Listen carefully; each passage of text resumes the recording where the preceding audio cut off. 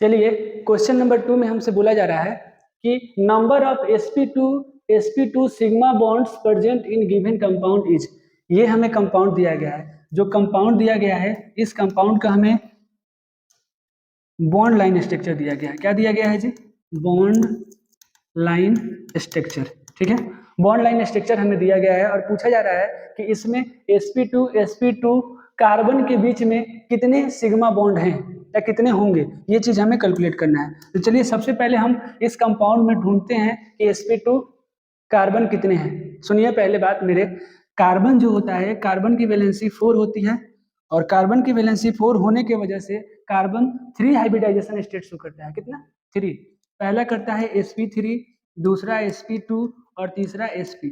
अगर कार्बन की चारों वैलेंसी, क्या कार्बन की चारों वैलेंसी अगर सिग्मा बॉन्ड से कनेक्टेड होती है, मतलब सिंगल बॉन्ड से, तो ये हमारा कार्बन sp3 हाइब्रिडाइज कहलाता है।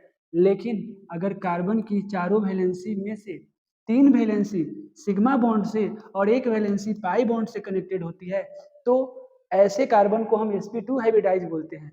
लेकिन अगर कार्बन की चारों वैलेंसी में से 2 वैलेंसी सिग्मा बॉन्डेड और 2 वैलेंसी पाई बॉन्डेड से कनेक्टेड होती है, तो ऐसे कार्बन हमारे क्या कहलाते हैं? sp हाइब्रिडाइज कहलाते हैं।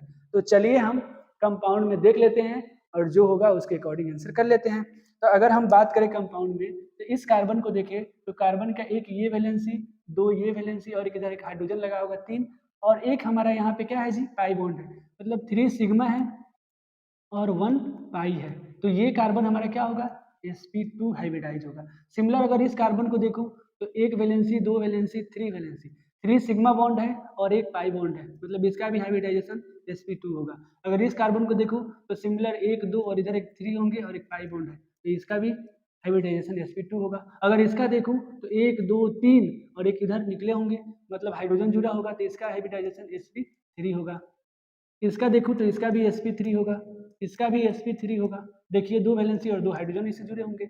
इसका भी देखो तो 3 सिग्मा बॉन्ड और एक हाइड्रोजन जुड़ा होगा। बॉन्ड लाइन स्ट्रक्चर में हम हाइड्रोजन को साइलेंट रखते हैं, तो ये क्या हो गया? ये भी हमारे sp3 हो गया।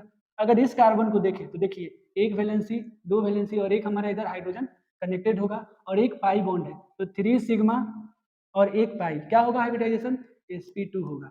तो हमारा 4 कार्बन है जो sp2 हाइब्रिडाइज है। तो sp2 और sp2 हाइब्रिडाइज कार्बन के बीच का हमें सिग्मा बॉन्ड बताना है। तो यहाँ पे हमारा क्या होगा? यहाँ पे हमारा एक सिग्मा बॉन्ड होगा sp2 एक यहाँ पे होगा sp2 और एक यहाँ पे होगा sp2 मतलब, और एक हमारा क्या होगा? बस यही 3 होंगे क्योंकि ये तो हमारे sp3 है। तो हमारे 3 sp2 हाइब्रिडाइज सिग्मा बॉन्ड होंगे। तो हम ऑप्शन देख लेते हैं, ऑप्शन सी हमारा क्या है? सही आंसर होगा।